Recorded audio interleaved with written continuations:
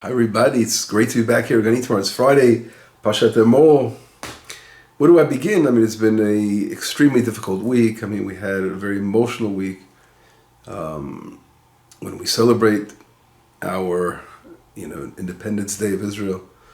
A very, very powerful day, a miracle that we've returned to our land and rebuilt our country and established our independence in the country.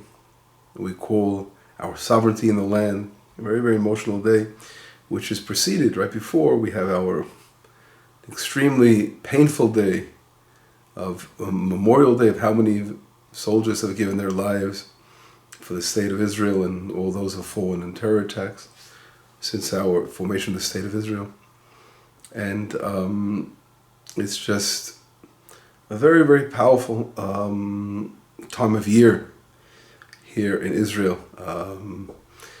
Especially it's a small country, and everyone, if mentions somebody has the Jewish geography, knows everybody. There's some connection, and of course, when you hear about the present war casualties and how many additional soldiers and victims of terror have fallen since the 7th of October and have been added on to this list, that long, big list of casualties that we've experienced, which is just mind-boggling when you think about it.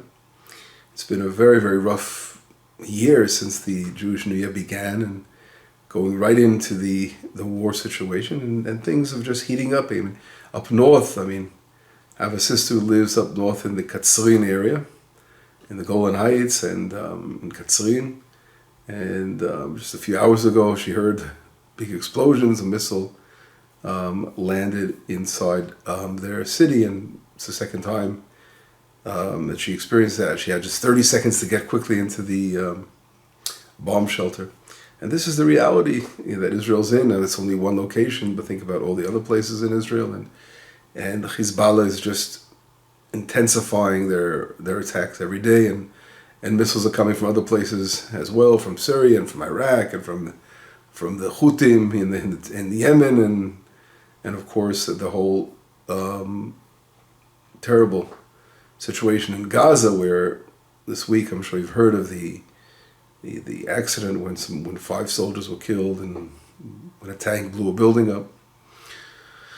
Just, very, very intense fighting there, and a lot of casualties, and we're suffering so many casualties. And this is what it takes, when you're fighting for your existence, but it's so painful.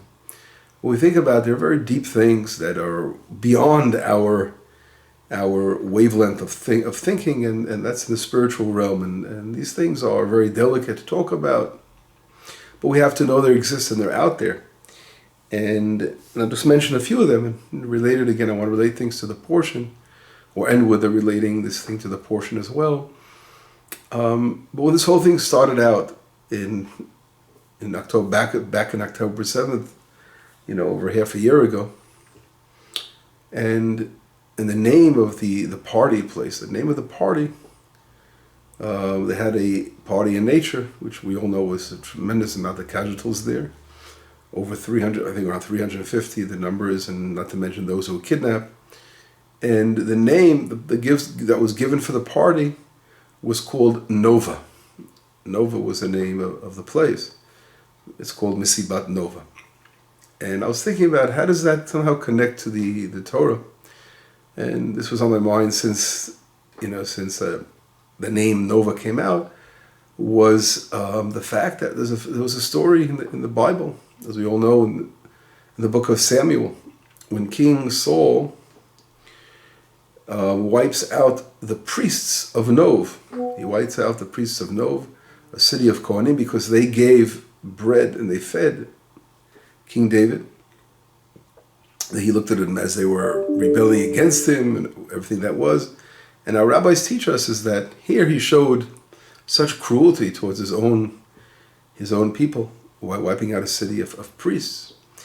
Whereas when it came to Amalek, Agag, as we all know, and when the prophet Samuel comes over to Shaul and he goes, "Me kol hatzonah," what is the voice of the sheep that I hear?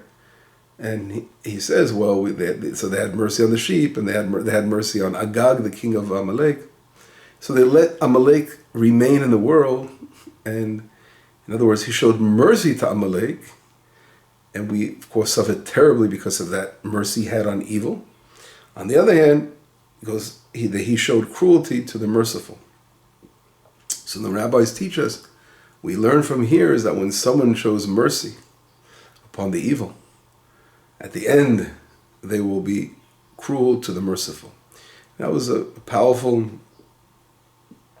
lesson that the Talmud teaches us regarding King Saul.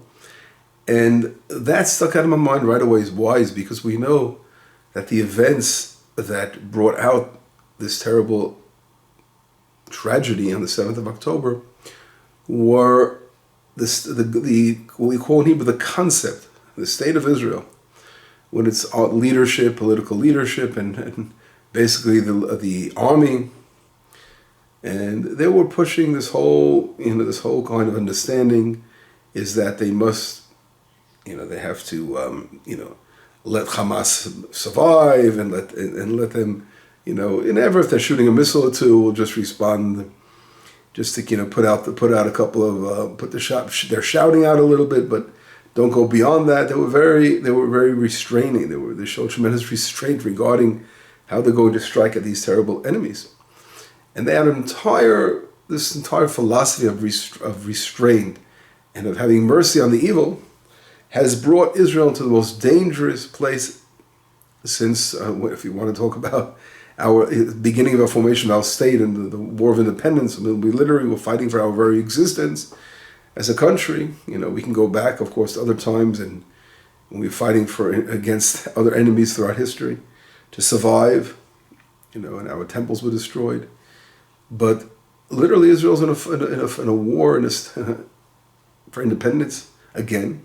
And it all is a result of this, we call the conception, the false conception, that you're going to, you could close your eyes and allow the evil to continue to build up weapons and on your borders and continue, of course, what they did, the terrible destruction of throwing out their own brothers and sisters out of Gaza and giving it away to those evil devils.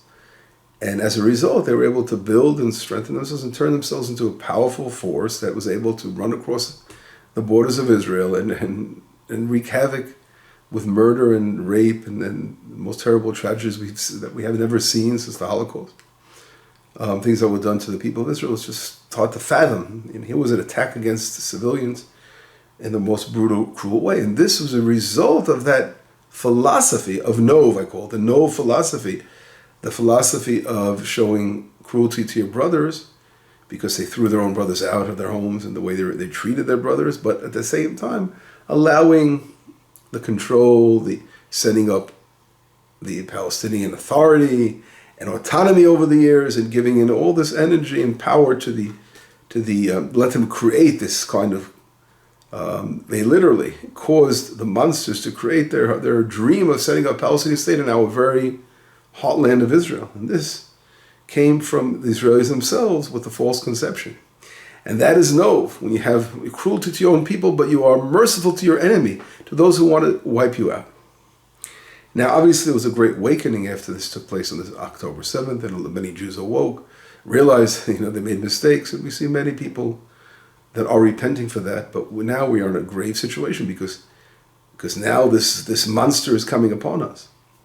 At the same time, there are still individuals, they could be in the thousands of individuals that are still very warped, unfortunately, and they're thinking the wrong way. And as we saw this week, also the division, the political issue with Gallant, they had this, and Netanyahu. What happened this week was I'm sure you heard in the news how Gallant, the Minister of Defense of Israel, is talking about the day after the war and hinting to the fact of allowing the PLO or Fatah, as they say, to gain control of Gaza, which of course is absurd. It's the same thing. It's just like changing a donkey for a mule, a donkey for a horse, because it's basically, at the end of the day, both want to eradicate the people of Israel. There's no difference between them. They have the same philosophy.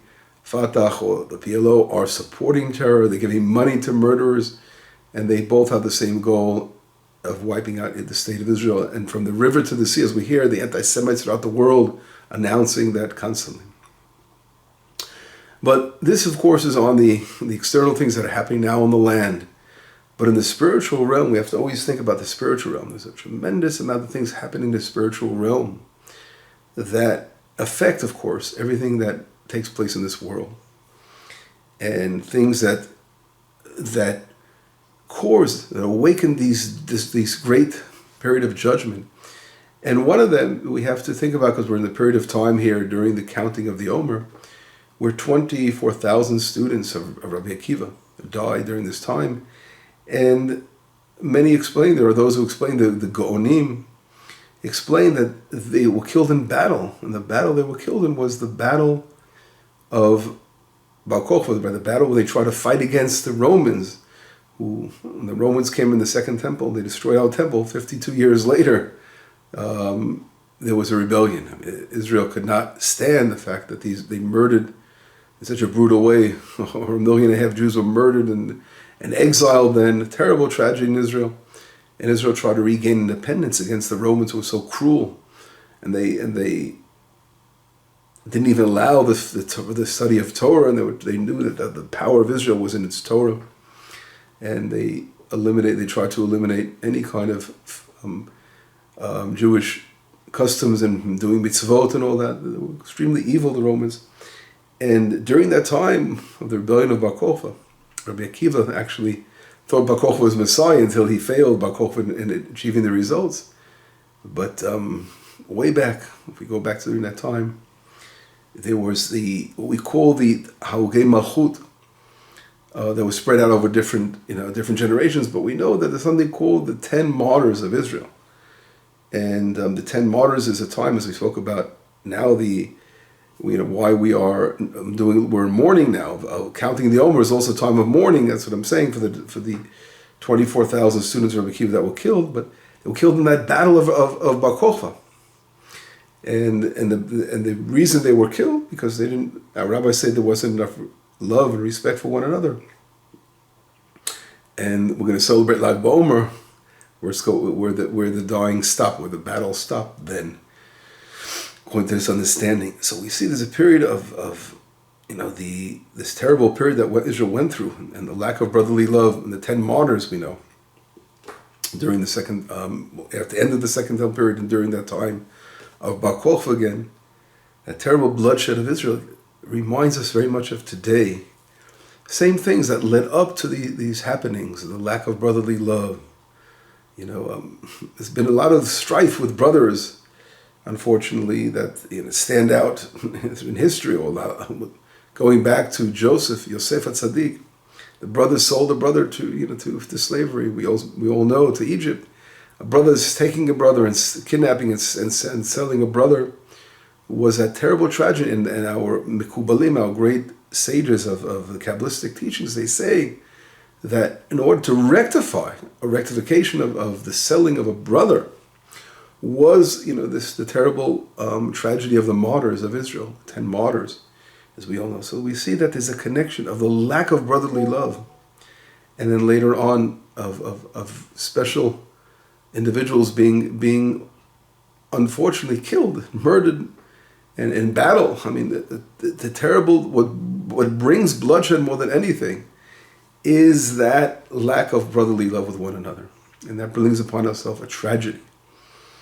So in Israel, what took place in the last few months, to realize that the direct cause of all this was the concept, as number one, because of the concept of having mercy on the evil, that they had cruelty upon their own brothers, and that lack of brotherly love, of throwing brothers out of their homes and sisters out of their homes, and all the things that were done to the Jews of Judea and Samaria.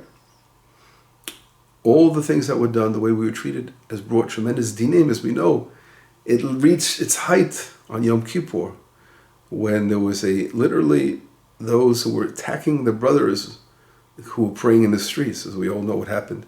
These things are, it's like what happened to Joseph and his brothers in the old days, I would call it on steroids what's going on. And that must be rectified. And this lack of brotherly love has brought about the tremendous judgment what's going on in the country, having to go to battle. We have to go to battle, and Jews are dying on the battlefield. We're winning the war. We have to, of course, comfort ourselves that we're destroying evil, but at the same time, the price is a large price that we're paying, which is a terrible, terrible price. And you just see so many families who are suffering. But at the end of the day, we have to realize what the cause of all this is. The cause is that lack of love that was shown to one another, and that has to be rectified. And it's very hard, when you have a tremendous amount. You have to realize in Israel today, the majority of the country is out there in the, supportive of what's going on in the battle. But there's that strong element of that very far. I'm not talking even about people on the left, because people can be on the left of views, but they're not going to hate their brothers. But there are those who walk with that hatred. And that's the most dangerous thing in the world. And that must be rectified. It's a very hard thing to rectify, but we have to realize that upper worlds, there are divine calculations of why things take place. And it's connected to what's happening. No doubt this is really connected to what the terrible judgment that's going on here in Israel now. But we at the end will come out of this, and we'll come out of it, God willing, with great things in the future. We have to remember that as well to strengthen ourselves. I'd like to mention, to connect this with the portion. This week's portion, we see one of the important laws relating to the sacrifices, that the animal has to be without blemish. It has to be a clean animal, not damaged. But if we look, the priests themselves, the Kohanim that are offering the service in the temple, have to be without blemishes. It starts with that. They have to be without blemish. And that, I was thinking about, something this connects so clearly with what happened this week, with the tragedies since the beginning of the war, with so many special people, such righteous individuals that are falling in battle. It's just hard to fathom. From one yeshivat in Eli, there were like over 20 soldiers that were killed for one. And here in Itamar, we've had, just this week, another one was killed. We had over 5 soldiers that were killed in the battlefield from the yeshiva. Not to mention another soldier who was killed on the first day, on October 7th, fighting against the evil terrorists on our farm, the famous Avri farm. On Itamar, the goat farm, his son was killed as well. And you think about these righteous, what amazing people that were killed in battle. And it reminded me of the portion where God was saying, those who are without blemish will sacrifice. And here, literally, these are sacrifices without blemish. I mean, these are such special, precious souls that we don't know the calculations of Hashem, why they have to, why God takes those souls. But that's connected to the martyrs of Israel who were taken. Same on the high levels of spiritual realm. There are great calculations that we can't grasp, way beyond our grasp, and this is all connected to that.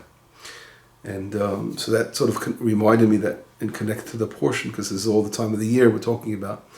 But I want to just end on a note, and we have to strengthen ourselves, knowing that Israel's everlasting nation of Hashem. It says, "Ki lo yitosh Hashem amo, v'nachalato lo ya'azov." God will never abandon His people and never leave His inheritance. God is with us forever. There were those who came around in the world who thought, with their replacement theology, that Israel was forgotten. And they went into shock when we returned to the land and reestablished our state. And today, although we are surrounded by enemies all over the world, the worst anti-Semitism you can imagine is lifting its head all over the world. But God will walk with us. We see amazing, of course, friends. There are so many people that love Israel out there, and we know they're out there, and they will be blessed for walking with Israel. I want to end with the Mishnah talks about in Sotah, talks about the signs of redemption. And when the Messianic times that will come, and one of the signs are, we'll reach a point that we say we can't rely on anybody, but we have to rely on Avinu Shabashamayim, on the God in the heavens, right? It's an expression is that some people, of course, were taught in this world to do what we can, not to rely on miracles, right? To do what we can to survive. But in a situation where after you've done everything you can, you see the whole world is coming against you, no matter what, you know that this is a great sign of that now we're in messianic times, that we're relying on Hashem, that we did our best to try every possible way of surviving this, and now we're turning to you to help us complete this battle. As it says, Atem, God will, and it says, Ani Elohim Lechem, God said He will fight for us, and Atem Tacharishun, and you remain silent. So we're waiting for God to come strong and show us great victory and give us a tremendous blessing in what's going on. And later, eventually we'll talk about those signs of redemption, which are so powerful. Many signs in the Mishnah are coming true now. Regarding that, we see it's a very special time. That's what will give us great encouragement. With all the terrible tragedy, this week, with the celebrations and the mourning of a Memorial Day and the terrible week that it was, so, with all the loss of lives in the battlefield. This is precious Jewish warriors out there fighting for their people. But we have to realize that there are great calculations above, and Hashem is with us, and we will overcome. Shabbat Shalom, Besorot Tovot, Yeshuot v'Nechamot.